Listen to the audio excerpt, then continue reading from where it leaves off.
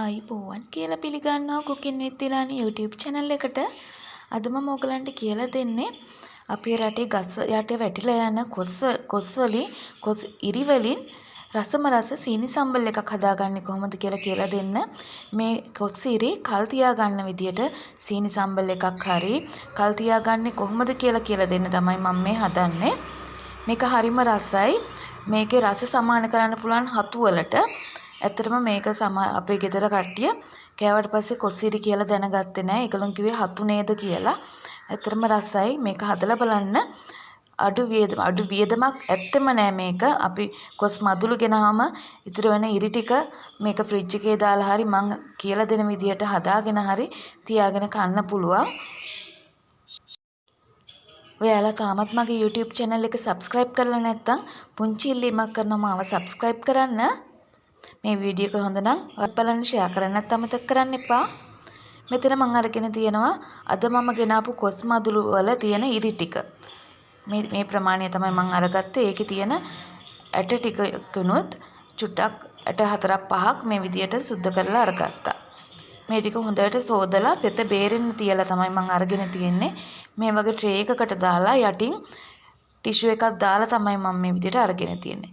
දැන් මේ ටික මේ විදිය හට්ටියක් ලිපේ තියලා අපි අර කේක් බේක් කරනවා වගේ මේ විදියට ලිපේ රස්නේ තියෙද්දි මේ විදියට වහලා තියා ගන්න ඕනේ. මේ බලන්න ටික වෙලාවක් ගියාට පස්සේ ටිකක් මැල වෙලා තියෙනවා. ඒත් තාම මදි. මේ කොස් ඇට නම් හොඳට මේ බලන්න තැම්බිලා තියෙන්නේ. අපි මේක ලිපේ ස්ටීම් කිරීමක් නෙමෙයි කරන්නේ. මේ විදිහට මම මේ කොටන් බටන් එකක් ගහලා තියෙන්නේ. ඒකේ රස්නේ එළියට යන්නේ නැති වෙන්න විදියට. මේ තියෙන්නේ තව ටිකක වෙලාවකට පස්සේ මට විනාඩි 20ක් විතර ගියා මේ ටික මේ විදියට ඩ්‍රයි කරගන්න. තව ටිකක් වෙලා අපි මේක වහලා තියාගමු. දැන් නම් හරි පාට ඇවිල්ලා තියෙනවා. හොඳටම ඩ්‍රයි වෙලා තියෙන්නේ. ඔයගලන්ට පේනවා. දැන් මේ ටික හොඳට දැන් නිවිලා තියෙන්නේ. මෙන්න මේ විදිහට යටට පතර පිටුවක් දාලා අනිවාර්යයෙන්ම ගන්න ඕනේ. අපි ගන්න ට්‍රේ එකට හරි භාජනයට හරි. මොකද නැත්තම් මේ කොස්සිරි ටික අඩි අල්ලන්න පුළුවන්. රත් වෙන්න. මේ තියෙන්නේ දැන් මට අවශ්‍ය වෙන අනිත් ද්‍රේවල් මේ මම ගත්ත ඩ්‍රයි කරගත්ත කොස්සිරි කොස් ඇට පොඩියට කපා ගත්තා. ලුණු ගෙඩියක් කපා ගත්තා හිනියට. ඉඟුරු සුදු ලුණු. තලාගත්ත එනසාල් ඇට දෙකයි කරාබුන ඇට දෙකයි. කුරුඳු පොතු පොඩි කෑල්ලක්, රම්පේ කෑල්ලක්, කරපිංච ටිකක්, දිය කරගත්ත සියඹලයිස්ම මේස හැන්දක් විතර තමයි මට උමනා වෙන්නේ. තව අපිට කෑලි මිරිස්, ලුණු, සීනි එහෙම අවශ්‍ය වෙනවා. ඔයගලන්ට වැඩියෙන් කොස්සිරි තියෙන වෙලාවකට මේ විදිහට ඩ්‍රයි කරලා වියලි භාජනයකට දාලා අරන් තියා ගන්නත් පුළුවන් අපිට අවශ්‍ය වෙලාවකට ගන්න. මං හදන විදිහට සීනි සම්බල් හදලත් අපිට තියා ගන්න පුළුවන්. වැඩිපුර ඔයගොල්ලෝ ගෙදර කොස් ගෙඩියක් එහෙම කපන වෙලාවකට මේ විදිහට ඉරි ටික අපිට අවුවේ වේලලා ගන්නත් පුළුවන්. අවුවේ වේලද්දි විස බීජ යන්න පුළුවන් නිසා තමයි මම මේ විදිහට වේල ගන්නෙ. දැන් අපි සීනි සම්බල් එක හදන භාජනයේ ලිපේ තියාගමු. අපි ගත්ත ප්‍රමාණය අඩු නිසා තෙල් චුට්ටයි මම එකතු කරගන්නේ පොල් තෙල්. තෙල් ටික රත් වෙච්ච ගමන් අපි තලාගත්ත කරාබුන ඇටි එනසාල් කුරුඳු පුතු කෑල්ලක් දාගමු. මේ ටික දැන් චුට්ටට තලලා අරගෙන තියෙන්නේ. ලිපේ ගින්දර ටිකක් අඩු කරා. නැත්තම් භාජනේ ගොඩාක් රත් වෙන නිසා. දැන් අපි ඒකට කරපිංච රම්පෙ ටික එකතු කර ගන්නවා.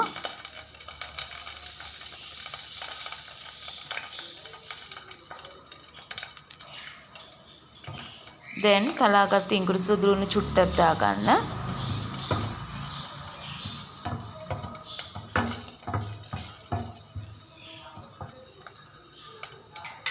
දැන් අපි හීනියට ලියාගත්ත ලුණු ගෙඩියත් මේ විදිහට එකතු කර ගන්නවා.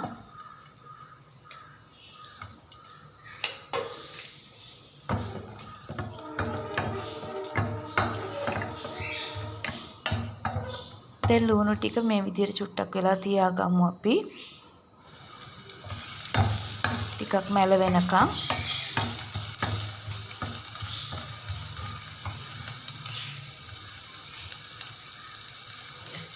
ලිපේ ගින්දර මීඩියම් හීට් එකේ තියෙන්නේ මම. දැන් අපි අර ඩ්‍රයි කරගත්ත කොස් ඉරි ටික මේකට එකතු කර ගන්නවා. කොස් ඉරි ටිකයි පොඩියට කපාගත්ත කොස් ඇට ටිකයි මේ විදිහට එකතු කරගත්තා. ලිපේ ගින්දර දැන් චුට්ටක් අඩු කරන්න.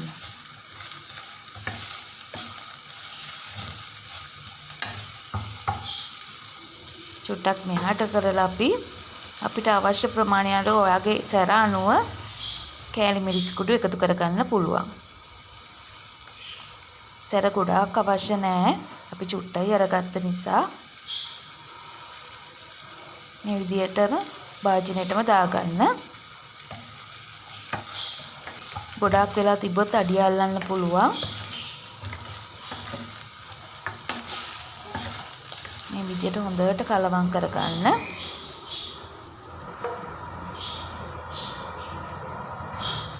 දැන් අපි හදාගන්න සියඹලයිස්ම ටික ලං කරගමු.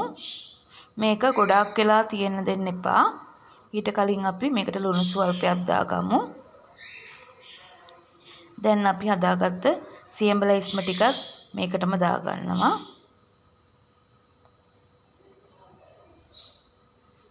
හොඳට කලවම් කරගන්න. ගින්දර වැඩි වුණොත් අඩිය අල්ලන්න පුළුවන්. මේ සියඹලයිස්ම වලින් අපි ඩ්‍රයි කරගත්ත කොස් ඉරි ටික හොඳට තැම්බෙන්න ඕනේ.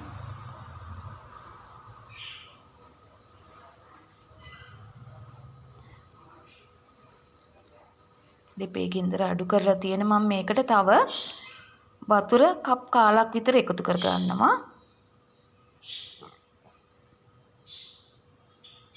මොකද කොස්සිරි ක්‍රිස්පි ගතියට තියෙන්නේ. අපිට බැදුමකට වගේ නම් මේ විදිහට වතුර එකතු කර ගන්න ඕනේ නෑ. සීනි සම්බලේ හොඳට අපිට සීනි සම්බලේ වගේ එනකන් මේක වතුර චුට්ටක් එකතු කර ගන්න ඕනේ. සීනි මම එකතු කර ගන්නවා. ඔයාගේ රස අනුව සීනි ඔයගලන් කැමති නැත්නම් සීනි නොදා ඉන්නත් පුළුවන්. සීනි සම්බලයකට අපි සීනි දානවා ලස්සන පාටක් එන්න, ලස්සන රසක් එන්න. සීනි ටිකත් එකතු කරලා හොඳට මේක දැන් අපි කුක් කර ගන්න ඕනේ. ටික ටික පාට වෙනස් වෙනවා. අර කොස්සිරි වල තිබ්බ අර ක්‍රිස්පි ගතියක් නැති වෙලා තියෙන මේ බලන්න. හරිම සුවඳයි දැන්. මේ විදිහට හොඳට කලවම් කර ගන්න ඕනේ. ටිකක් කාලා බලන්න දැන් මේකේ සීනි සැර ලුණු එහෙම ඇතිද කියලා. එහෙනම් අනිවාර්යයෙන්ම ඔයගොල්ලෝ මේ වීඩියෝ එක බලලා ලයික් එකක් දාන්න ඕනේ. ඔයාලගේ යාළුවන්ටත් බලන්න මේ වීඩියෝ එක ෂෙයා කරන්නත් අමතක කරන්න එපා. එහෙනම් මම ගිහින් එන්නම්.